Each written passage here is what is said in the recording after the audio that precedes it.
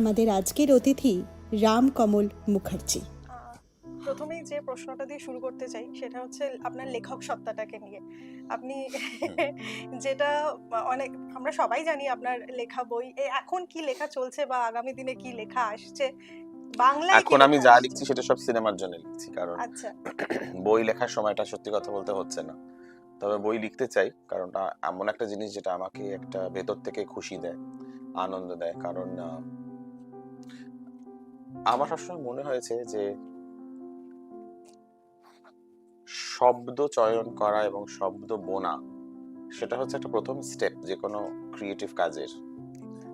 আহ, সেটা সাংবাদিকতাই হোক, সেটা গান হোক, সেটা কবিতা হোক, সেটা চিত্রনাট্য হোক, যে কোনো মাধ্যমই হোক না কেন, যতক্ষণ না সেই শব্দের প্রতি বা বাক্যের প্রতি সেই দখলটা আসছে আপনার, ততক্ষণ কিন্তু আপনি ভাব প্রকাশ করতে পারবেন না।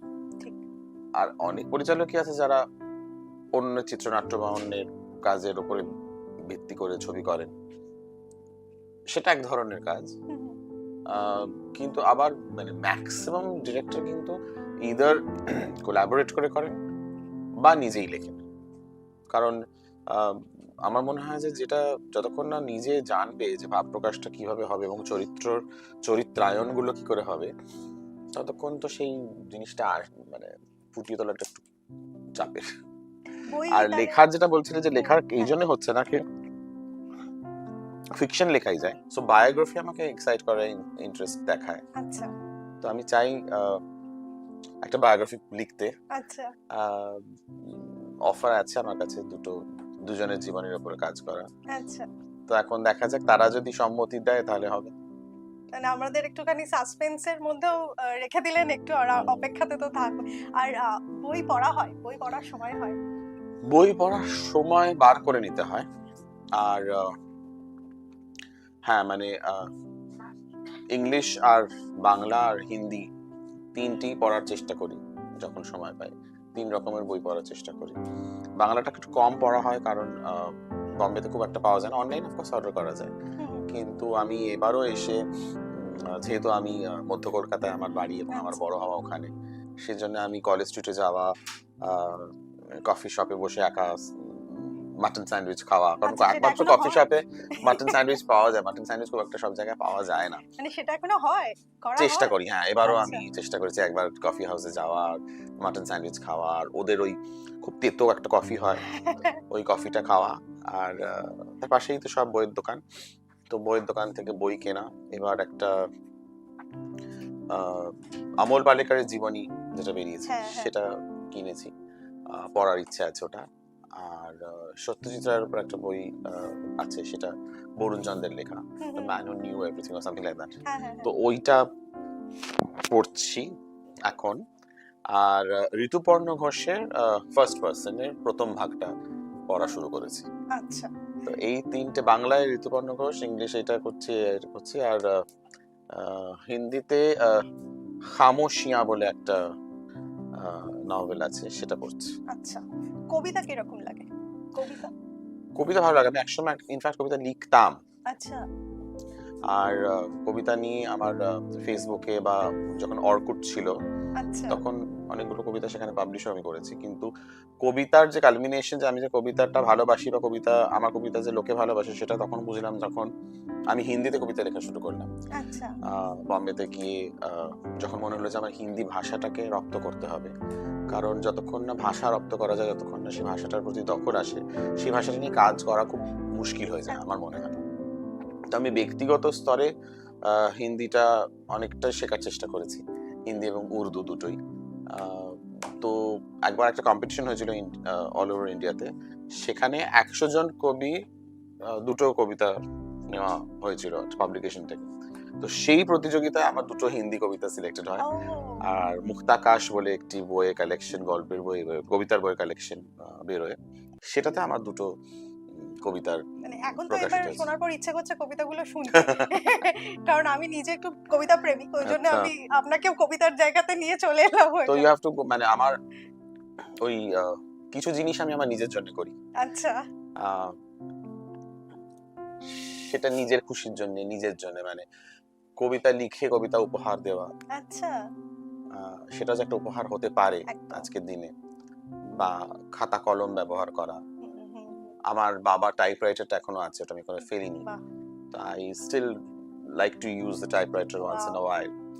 So yes, I mean things which we are trying to forget, যেগুলো আমরা ভুলে যাচ্ছি, ঠিক। খুব স্বইচ্ছায় ভুলে যাচ্ছি আসলে, সেগুলো যদি না ভুলে গিয়ে যদি আমরা একটু আবার খাতা কলমে লিখি, আবার একটু অন্যরকম ভাবে জিনিসটাকে দেখি, তাহলে মনে হয় খারাপ কিছু তো নেই তাতে। একদমই, একদমই তাই। আর আপনি যে বললেন মধ্য কলকাতায় বড় হয়ে ওঠা। কলকাতা আপনার নটি বিনোদিনী এখন যে লক্ষ্মীকান্তপুর লোকাল, এখানে কলকাতা এবং কলকাতার যে রুট যেটা সেটা তো ভীষণভাবে ফুটে উঠেছে। কলকাতা আপনাকে কতটা ফ্যাসিনেট করে, বা কলকাতার কোন জিনিসটা, মানে কলকাতা শব্দটা কানে এলেই কোন কোন জিনিসগুলো আপনার মনে পড়ে? কলকাতা মানে কোলাহল। আচ্ছা। কলকাতার কোলাহলটা আমাকে অফকোর্স অ্যাট্রাক্ট করে। তবে এই প্রশ্নটা এটা আমার মনে হয় যে এটা একটা খুব সুন্দর একটা প্রশ্ন, যে বিনোদিনী এবং লক্ষ্মীকান্তপুর লোকাল। বিনোদিনীতে আমি 200 বছর আগের কলকাতাকে তুলে ধরেছি, একদম। কারণ আমি যেহেতু মধ্য কলকাতা, উত্তর কলকাতা জানি, বা আমি ছোটবেলা থেকে বড় হয়েছি, সেই জন্য আমার মনে হচ্ছে কোথাও গিয়ে যে কলকাতার যে ঐতিহ্যটা, বা কলকাতার যে সাহিত্য, নাট্য, সঙ্গীত, এই ব্যাপারগুলো যে কলকাতায় যে এত রিচ, আর সেখান থেকে সারা ভারতবর্ষে ছড়িয়েছে। হুম, হুম, মানে বলা যেতে পারে যে কলকাতা সাহিত্যের আহ, জন্মস্থান বা পীঠস্থান বললেও ভুল হবে না। একদম। তো সেই জায়গাটা থেকে কলকাতা যদি সেই সাহিত্যের পীঠস্থান হয়, তো সেটা আমার মনে হচ্ছে যে কোথাও গিয়ে সেটা সিনেমায় উঠে আসা উচিত। তো বিনোদিনীতে সেটা চেষ্টা আমি করেছি, জানি না কতটা সফল হয়েছি, বাট আমি আমার তরফ থেকে 100% দিয়ে ফিল্মটা বানিয়েছি। সেটা তো সবার আমাদের মানে বলার অপেক্ষা রাখে না, সকলের মন জয় করেই নিয়েছে। এখন লক্ষ্মীকান্তপুর লোকালও ভীষণভাবে মানুষের মধ্যে এক্সাইটেড। লক্ষ্মীকান্তপুর লোকাল একদম completely contemporary story of Calcutta, মানে এখন যেটা হচ্ছে, যেটার সঙ্গে দেখে মনে হবে যে হ্যাঁ, একে আমি চিনি, একে আমি দেখেছি, বা এই ঘটনাটা আমার সাথে হয়েছে, ওরম ধরনের একটা সিনেমা। মানে from the history of Calcutta to the present of Calcutta, present state of Calcutta, এই দুটোই আমি তুলে ধরার চেষ্টা করেছি আমার দুটো ভিন্ন ছবির মাধ্যমে। একদমই তাই। আর যে প্রশ্নটা করবো, বিনোদিনীতে একটু ফিরে যাচ্ছি। আহ, বিনোদিনীতে যে মানে গল্পটা আমরা দেখেছি, সেই গল্পের আধারে জিজ্ঞাসা করবো, আপনি আধ্যাত্মিকতা বিশ্বাস করেন? হ্যাঁ, একদমই, কারণ I'm a God loving person, I'm not a God fearing person. ওকে। ঈশ্বরকে ভয় পেতে নেই আমার মনে হয় কখনো। ঈশ্বর বা ধর্মকে যখনই, যেদিন তুমি ভয় পেতে শুরু করবে, সেদিন থেকে তুমি তাহলে মানে তুমি ধর্মের দাস হয়ে গেলে। ধর্মের দাস হতে নেই, ধর্মকে ভালোবাসতে হয়। তো ধর্মকে যদি ভালোবাসা যায়, তাহলে আমার মনে হয় যেটা অনেক একটা বিশাল পরিধি ব্যাপ্তি আসে তোমার কাজের মধ্যে। আর আমার এডুকেশনটা যদি দেখো, বা আমার লাইফটা যদি কেউ জানে, তাহলে সে বুঝতে পারবে যে আমার কেন নানান রকম কাজ করতে ভালো লাগে, নানান রকম ভাষা নিয়ে কাজ করতে ভালো লাগে, নানান রকম ধর্মকে এক্সপ্লোর করতে ভালো লাগে। আচ্ছা। কারণ আমার basic education is in a খ্রিস্টান স্কুল, সেন্ট আচ্ছা। জোসেফস কলেজ, আচ্ছা। বাজার। সো আমারও খ্রিস্টান স্কুল হোলি চাইল্ডে ছিলাম। ও গ্রেট। সো খ্রিস্টান ব্রাদার্স এর আন্ডারে, সো পুরোটাই ওরকম ভাবে ক্লাস 10 অবধি বড় হওয়া। 11 and 12 টা হচ্ছে খালসা হাই স্কুল। আচ্ছা। তো সেটা হচ্ছে পাঞ্জাবি, মানে হ্যাঁ। সে গুরুদুয়ারে যাওয়া, গুরু গ্রন্থ পড়া, ওই কাড়া, তারপর তোমার প্রসাদ, যেটা হালুয়া প্রসাদ, ইত্যাদি ইত্যাদি। তো ওইটা একটা কালচার। তারপর যখন আমি হাই স্কুল শেষ করে যখন আই ওয়েন্ট টু কলেজ, সেটা হচ্ছে মৌলানা আজাদ কলেজ। ও। সো ওখানে গিয়ে ইফতারি, কোরআন শরীফ, বন্ধুরা ওরকম মানে ইসলাম ধর্মীয় বন্ধু হয়েছিল ওখানে অনেক, তো তাদের থেকে ইসলামকে জানা, পড়া, and thereafter Calcutta University for masters in journalism, and ওখানে গিয়ে তো নানান রকম জাতি, নানান রকম মানুষ, নানান রকম রাজ্যের মানুষ এসে, তো এইটা যখন মানে তুমি যখন পড়াশোনা করছো, তখনই তুমি এই জিনিসগুলো জানো, একদম। তখনই তোমার পরিধিটা বেড়ে যায়, তখনই তোমার মনে হয় যে আমি আরো জানি, বা আরো জিনিসটাকে গভীরে যাই। একদম। তো আমার সবসময় ইচ্ছে হয় যে যে কোনো জিনিসের গভীরে গিয়ে দেখতে, যে যেটা বলা হচ্ছে সেটা কতটা ঠিক, আর যেটা বলা হচ্ছে না সেটা কেন বলা হচ্ছে না। মানে জীবন আপনাকে অনেকগুলো স্টেজের মধ্যে দিয়ে নিয়ে গেছে, যেটাতে আপনি ডিরেক্টর হিসেবে বোধহয় আপনি সেই সাজানো জিনিসটা অনেকটাই নিজের মধ্যে তৈরি করে নিতে পেরেছেন বিভিন্ন ধরনের সেটা আমার ক্ষেত্রে। মেবি আমি লাকি, আমি সেটা আমার জীবন বলে, হয়তো মা বাবা সেভাবে আমাকে বড় করেছে, কারণ সেভাবে বড় হয়েছি বলে হয়তো আমার আহ, সেই নলেজটা হয়েছে। নাহলে তো সবার ক্ষেত্রে এটা সমান হয় না, একদম। আর সবারও তো ইন্টারেস্টও থাকে না আমার মনে হয় যে এইসব ব্যাপারে। ইন্টারেস্টও থাকতে হবে ভেতরে নিশ্চয়ই। কোথাও একটা গিয়ে, হ্যাঁ। যে যে ভগবত গীতাটাও পড়বো। মানে আমার বাবা সকালবেলা চণ্ডী পাঠ করতো, তো আমি আচ্ছা শুনে শুনে চণ্ডী শিখেছি। আচ্ছা আহ, ঠাকুমা অষ্টদশ শতনাম গাইতেন, আচ্ছা সেইটা থেকে অষ্টদশ শতনাম জানা। আচ্ছা আমাদের বাড়িতে এমন এমন সব জিনিস পুজো হতো যেগুলো এখন বাংলার অনেক বাঙালিরাই জানবে না। ইতু পুজো, আচ্ছা। শঙ্করটা, আহ, আমার দিদি করতো তারাব্রত, এগুলো কেউ জানবেই না। ও, তো এইগুলো আমি জানি, আর কখনো সুযোগ পেলে সময় পেলে হয়তো আমার সিনেমার মধ্যে সেগুলো উঠে আসবে। একদম। কারণ নর্থ ক্যালকাটা বা সেন্ট্রাল ক্যালকাটাতে যে ধরনের কালচার ছিল হুম, হুম, এখন প্রায় লুপ্ত, হ্যাঁ, সেইগুলো তো কোথাও সিনেমায় উঠে আসেনি কখনো। এবং আমরা সিনেমাটা একটা দৃষ্টিভঙ্গিতে দেখে এসেছি হুম, হুম, এখন অব্দি। তো আমার মনে হয় যে সেইগুলো যদি কোনো গল্পের সূত্র ধরে উঠে আসে, তাহলে বাঙালিদের ভালোই লাগবে। তাদের নিজেদের জিনিসটাকে আবার তারা ফিরে পাবে, দেখবে, নস্টালজিক একটা মোমেন্ট ক্রিয়েট হবে। So there is no harm in revisiting something which was an integral part of the culture, the main culture. Exactly. এবং যেরকম আপনি আরেকটি ইউনিক বিষয়কে লক্ষ্মীকান্তপুর লোকালের মাধ্যমে আমাদের সামনে নিয়ে এসছেন, আমাদের হেল্পিং হ্যান্ড যারা রয়েছে তারা একটা এই সিনেমাতে ভীষণ একটা গুরুত্বপূর্ণ ভূমিকা। আমি একটা অন্যরকম প্রশ্ন করতে চাই। যেমন আজকে সকালবেলা আপনি ঘুম থেকে উঠে ফোন পেলেন যে আপনার যিনি ডোমেস্টিক হেল্প তিনি আগামী 4 দিন আসবেন না, প্রথম রিয়াকশনটা আপনার কি হবে? প্রচন্ড রাগ হবে, ভাববে মিথ্যে কথা বলছে। মানে আই বি ভেরি অনেস্ট, সবার আগে মনে হয় যে মিথ্যে কথা বলছে, কিন্তু তারপরে হয়তো আমি বুঝবো যে না, মানে হয়তো জেনুইনলি তার শরীরটা খারাপ, হয়তো সে তারও বিশ্রামের প্রয়োজন। এটা কিন্তু আমরা ভাবি না। এক্স্যাক্টলি। আমরা আসলে ভাবি যে এই সাবার ডুব দিল, এই বাহানা লেগেই আছে এদের, কিন্তু সত্যি সত্যি হয়তো তো তার সমস্যা বা তার প্রবলেম। তো তখন আস্তে আস্তে ওই একটা হয় না যে ইমিডিয়েটলি একটা রাগ, তারপর আস্তে আস্তে রাগটা পড়া, তারপর হয়তো আমি মানে আমরাই ফোন করে বলি কি রে, কাজটা হয়েছে কিনা, ঠিক আছিস কিনা, বা জ্বর হলে বলে যে হ্যাঁ ডাক্তার দেখিয়েছিস কিনা, ওষুধ খেয়েছিস কিনা, ইত্যাদি। তো হ্যাঁ। This is a very human nature. আমি যদি বলি যে না আমার একদম স্বামী বিবেকানন্দের মতো এরকম ভাবে ক্যালেন্ডারে যেরকম থাকে পসিবল না, মানে দ্যাটস নট রিয়ালিটি। মানে যে বলবে সে মিথ্যে কথা বলছে। তো অবভিয়াসলি প্রথমে তার রাগই হবে, তারপরে তো আস্তে আস্তে রাগটা পড়বে। কিন্তু হ্যাঁ, মানে ওই 4 দিন একটা হিমশিম খাওয়ার দিন আসবে কিন্তু, মানে সেটার জন্যই সিনেমাটা। মানে হাউস হেল্প যদি না আসে তাহলে যে কি গন্ডগোলটা হয়। একদম। আর আমাদের যে সব সাজানো যে শিডিউল গুলো যে কিভাবে পুরো লন্ডভন্ড হয়ে যায়, ঠিক।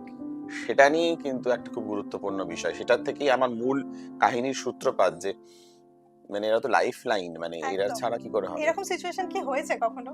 ও ভালো আছে, লকডাউনের সময় লকডাউনে তো আমরা সবাই ফেস করছি। তখন কি মানে রান্নাঘরে ঢোকা হয়েছে? রান্না করা আমি হয়েছে? তো রান্না করে না, আমার আমার বাড়িতে বা মানে যখন মানে বিয়ের আগেও বা বিয়ের পরেও, মানে it is I made it a point that kitchen should not have a gender. Genderless kitchen আছে আমাদের বাড়িতে, যেখানে কেউ বলে না ছেলেরা কেন আনাজ কাটবে, ছেলেরা কেন রান্না করবে, বা আমি কখনো এক্সপেক্ট করি না আমার স্ত্রী সারাক্ষণ আমাকে রান্না করে বেড়ে খাওয়াবে। কারণ রান্না করাটা আমার মনে হয় না শুধু মেয়েদের কাজ। ঠিক।